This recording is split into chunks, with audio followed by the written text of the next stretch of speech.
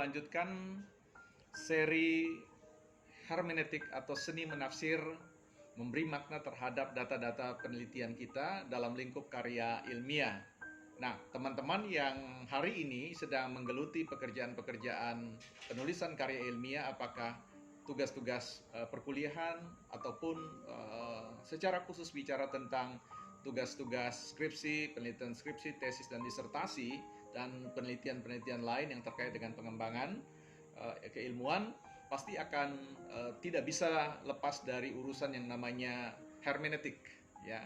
Kemarin pada seri yang pertama saya sudah menjelaskan dua hal yang perlu diperhatikan, yaitu soal konsep dan soal teori. Hari ini saya akan menambahkan beberapa hal, yaitu persoalan konteks dan tentunya adalah audiens atau mereka yang akan membaca hasil riset kita.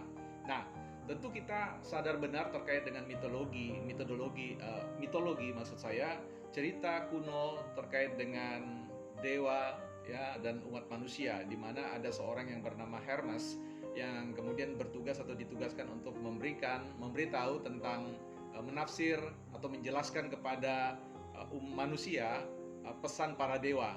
Nah, ini menandakan pentingnya posisi Hermes dalam rangka memastikan bahwa apa yang dimaksudkan oleh para dewa itu disampaikan atau tersampaikan dengan baik kepada manusia, sehingga manusia tidak salah langkah di dalam memahami aturan-aturan para dewa. Nah, disinilah penting kita sebagai seorang penafsir atau sebagai seorang Hermes, ya, sebagai seorang yang menginterpretasi, memaknai data-data yang bisa saja merupakan data-data mentah atau bahkan juga merupakan informasi yang kita jadikan data kembali, ya, data mentah.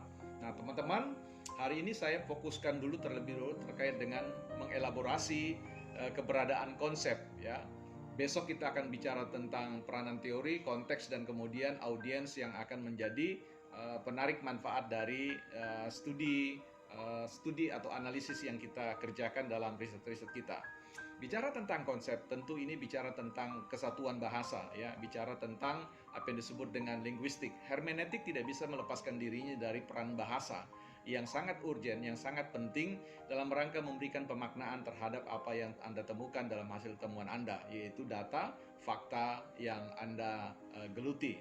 Jadi fungsi bahasa di sini merupakan alat, ya, untuk memahami realitas yang sangat kompleks. Di balik sebuah kata yang saya sebut kemarin adalah konsep, itu selalu terkandung kenyataan yang digambarkan, yang disimbolkan, yang dapat disampaikan, ya, dideskripsikan, maksud saya, supaya orang dapat mengerti dengan baik. Dan sampai hari ini bahwa konsep-konsep atau kata-kata itu telah ada di dalam kamus, ya, sebagai sebuah buku panduan konsensus masyarakat ilmiah. Jadi ketika Anda paham benar tentang ini, maka sangatlah bijak bagi kita untuk menjadi pribadi-pribadi yang mengakrabi keberadaan kamus, mencari, membaca, mempelajari sebuah kata, ya, atau disebut dengan diksi-diksi. Sekali lagi, ya, keberadaan seorang Hermes atau seorang penafsir di sini bisa saja memperluas atau menipiskan makna yang sesungguhnya atau bahkan mengaburkan, ya. Jadi lebih dan kurangnya itu sesuatu yang perlu menjadi isu penting bagi seorang penafsir, agar apa yang dia temukan di lapangan dengan data-data itu, ya, sesuai dengan wujud, sesuai dengan ukuran data aslinya. Artinya Anda bisa menahan laju apa yang disebut dengan gairah subjektivitas, ya, untuk tidak melebih-lebihkan fakta dan juga tidak mengurang-urangi. Jadi fungsi Hermes di sini, fungsi sebagai penafsir adalah Anda dapat mendeliver pesan sebagaimana adanya. Kita akan bincang soal yang lain.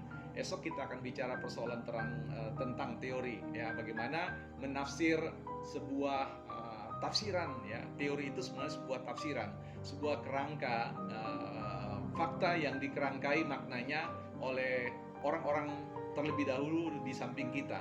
Jadi ini akan ada keasikan tersendiri untuk menelusuri lebih jauh. Singkatnya, teman-teman, ya, seni memahami fakta dan data ini merupakan tugas penting dari seorang ilmuwan seperti Anda. Kita jumpa di konten berikutnya dalam seri ketiga, yaitu seri hermeneutik sebagai instrumen atau seni menafsir data dan fakta untuk kehidupan, untuk pengembangan ilmu pengetahuan yang lebih baik lagi. Saya Bel Badatu, salam hebat dan salam trio.